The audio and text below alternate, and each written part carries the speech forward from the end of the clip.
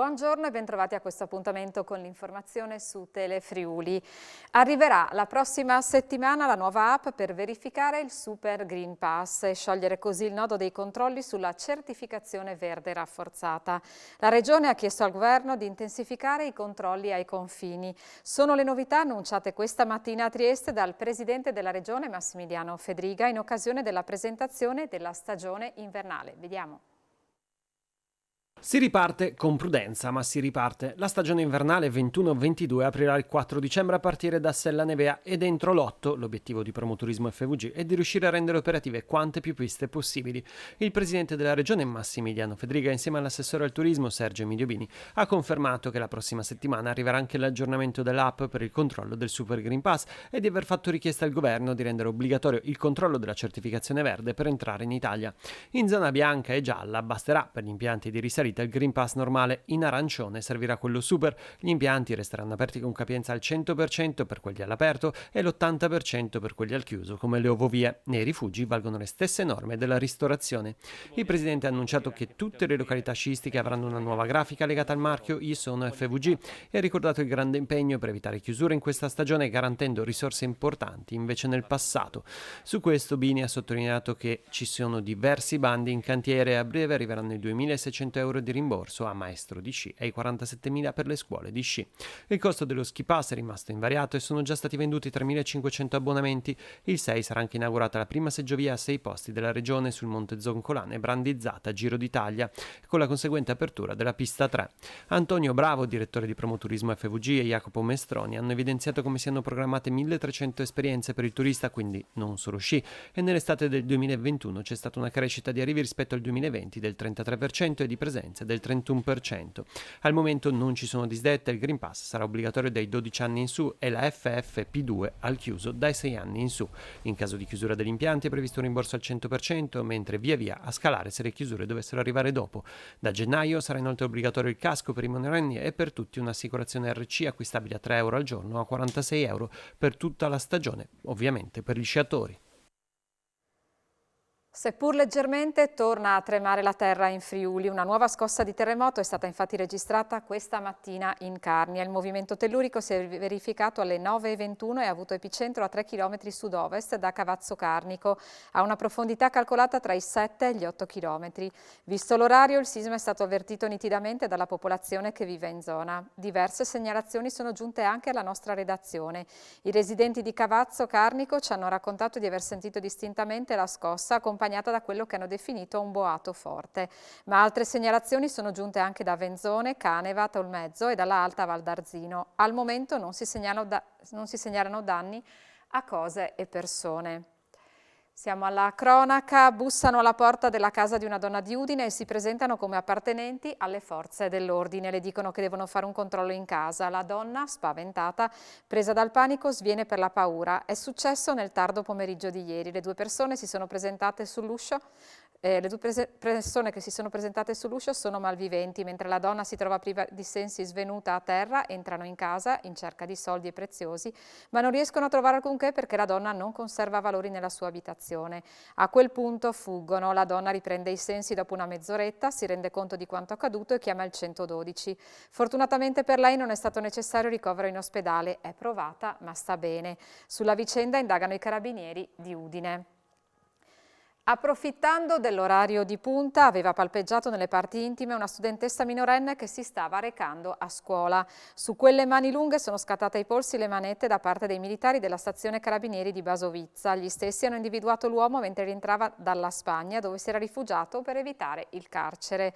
Si tratta di un 33enne di origini romene, ricercato perché deve scontare una pena di 1 anno e 5 mesi di reclusione per violenza sessuale aggravata ai danni di una minorenne per un fatto commesso a Roma nel 2010. L'arrestato, al termine delle incombenze di rito, è stato condotto al carcere del Coroneo di Trieste. Prima il Consiglio approva all'unanimità l'articolo 9 epurato dalla parola matrimonio e poi si spacca sullo statuto comunale. Serata movimentata a Palazzo d'Aronco dove il nuovo statuto è stato approvato ma con le opposizioni che hanno lasciato l'Aula. Sentiamo.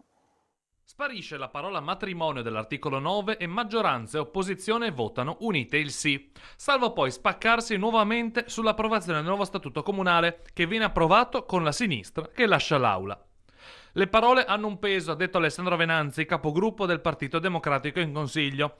Come opposizione avevamo deciso di dare il nostro sì, ma questa unità è crollata per le dichiarazioni del sindaco Pietro Fontanini, che sanciscono un distacco epocale tra ente e cittadini. Le dichiarazioni citate dal consigliere Venanzi sono quelle pubblicate su Facebook dal Primo Cittadino in riferimento all'emendamento Bertossi, che appunto toglieva la frase unite nel matrimonio sostituendola con un più aperta, comunque costituite. E proprio sulle diverse interpretazioni di famiglia il Consiglio Comunale aveva trovato una coesione, votando con ampi consensi prima l'emendamento e poi il rinnovato articolo 9. Ma alla fine proprio le dichiarazioni di Fontanini che parlavano di utero e semi in affitto non sono piaciute alle opposizioni, in particolare alla sinistra, che ha anche attaccato la giunta e la maggioranza per i toni usati in questa settimana di aspro dibattito. E così Partito Democratico, Progetto Innovare e Siamo Udine, tra i fischi della maggioranza, hanno lasciato l'aula facendo approvare il nuovo statuto senza il loro voto, con il solo no di Giacomello. Allarme in centro a Codroipo a 00:30 quando la famiglia che abita al primo piano di un'abitazione ha allertato i soccorsi dopo aver visto uscire del fumo da una finestra dell'alloggio sottostante dove vive da sola una cinquantenne che non rispondeva alle chiamate. Sul posto sono arrivati i vigili del fuoco e ambulanza. La donna si è svegliata in quel momento. La stanza principale dell'abitazione era piena di fumo per un malfunzionamento della stufa a legna. La donna non ha mostrato comunque segni di intossicazione e ha rifiutato il ricovero in ospedale. Con questa manovra straordinaria di fine anno andiamo a mettere in circolo più di 117 milioni per garantire liquidità a diversi settori, tra cui quello della casa. Così l'assessore regionale alle finanze del Friuli Venezia Giulia, Barbara Zilli, in sede di Consiglio regionale a margine dell'approvazione da parte dell'Aula del disegno di legge misure finanziarie multisettoriali urgenti. Sentiamo. Abbiamo messo in circolo 117 milioni di euro utili per garantire liquidità, per scorrere graduatorie come il bando prima casa dove abbiamo dotato questo comparto di 50 milioni di euro, la sanità con i suoi fabbisogni legati soprattutto alla recrudescenza dell'emergenza pandemica per 27 milioni di euro e poi un'attenzione particolare allo sport perché abbiamo garantito i finanziamenti al CONI per poter fare le sanificazioni degli ambienti sportivi dove i nostri ragazzi hanno diritto di continuare ad allenarsi.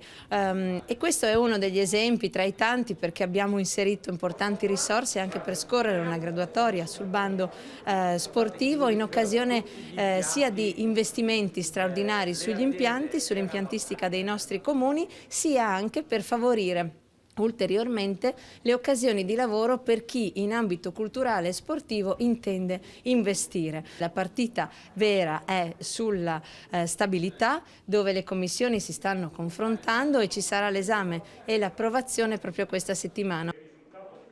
Ancora cronaca, completamente ubriaco, prima si è messo a urinare in pubblico, poi ha iniziato a creare ripetuti disagi al pronto soccorso dell'ospedale di Cattinara a Trieste. Per questo motivo un 33enne senegalese è stato denunciato dagli agenti di una volante intervenuti all'interno del nosocomio per ripristinare l'ordine all'interno del delicato reparto sanitario. L'episodio si è verificato ieri pomeriggio a causa del palese stato di alterazione alcolica dello straniero che ha anche posto resistenza contro il personale di polizia. L'uomo, classe 1988, è stato sanzionato per ubriachezza e denunciato per atti contrari alla pubblica decenza, interruzione di pubblico servizio, resistenza pubblica ufficiale, inosservanza dei provvedimenti dell'autorità e infine per il rifiuto di fornire le generalità.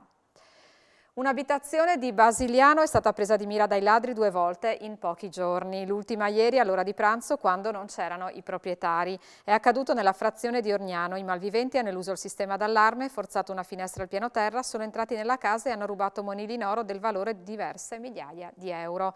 Indagano i carabinieri di Campoformido. Solo pochi giorni fa i ladri avevano tentato per la prima volta il colpo, fuggendo però a mani vuote quando è scattato l'allarme.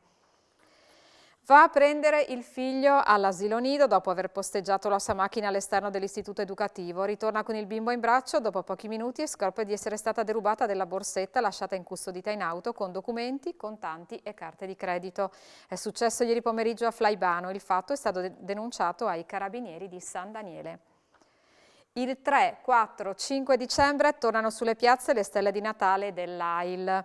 A Udine l'associazione punta a raccogliere fondi per la clinica ematologica dell'azienda sanitaria del Friuli Centrale. Sentiamo. Quest'anno riusciamo a tornare in piazza dopo 2 anni con le nostre stelle di Natale che offriremo il 3, 4, 5 dicembre e in qualche occasione anche l'8 dicembre sul nostro sito dell'AIL di Udine. Ci sono tutte le postazioni delle province di Udine e Gorizia. Le classiche stelle di Natale col caffè alla solita offerta e in più daremo anche delle palline di Natale per abbellire gli alberi di Natale, anche questa con una modica offerta. Ma non ci fermeremo qui, perché fino all'8 dicembre prenderemo le prenotazioni e dal 9 al 22 dicembre, assieme agli amici dell'Associazione Angeli in Moto e ai nostri volontari, porteremo a domicilio dalle persone, tutti quelli che hanno fatto le prenotazioni, sia le stelle di Natale sia le palline di Natale, che possono anche essere acquistate separatamente rispetto alle stelle. Tutto ciò serve per raccogliere fondi per poter nel 2022 dare oltre 150.000 euro alla ricerca e 250.000 euro a interventi strutturali alla clinica ematologica, ma anche in questo caso non ci fermeremo qui perché se c'è bisogno in ambito regionale daremo fondi per la ricerca, per le attrezzature e per i pazienti ematologici che abbiamo in Friuli. A dicembre ripartirà a Pordenone l'attività del nuovo Cinema Don Bosco che prevede, oltre alle proiezioni per bambini, anche progetti di inclusione sociale grazie alla collaborazione di Comune, ASFO, Cinema Zero e Associazione Panorama. Vediamo.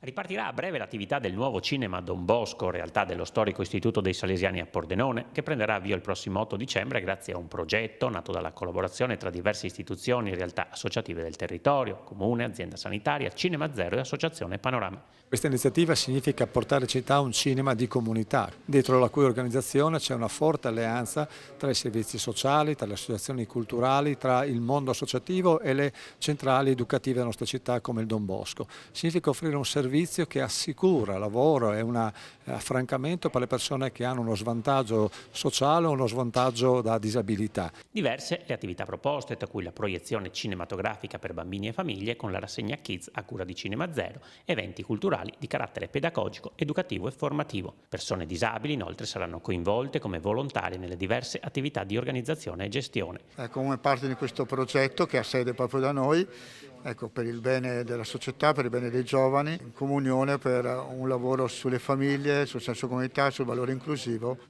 Nel corso del 2022 verranno attivati diversi percorsi culturali e affrontate tematiche come bullismo, violenza di genere, alimentazione e sport. Noi abbiamo accolto con entusiasmo la prosecuzione di questo progetto di inclusione sociale, un progetto innovativo che riguarda il sostegno alle persone afferenti a diverso titolo e ai servizi sociali che hanno la possibilità di essere protagonisti all'interno di un percorso culturale cinematografico. Questa edizione del telegiornale termina qui, ma non perdete l'appuntamento che ci segue con A voi la linea. Buon pomeriggio.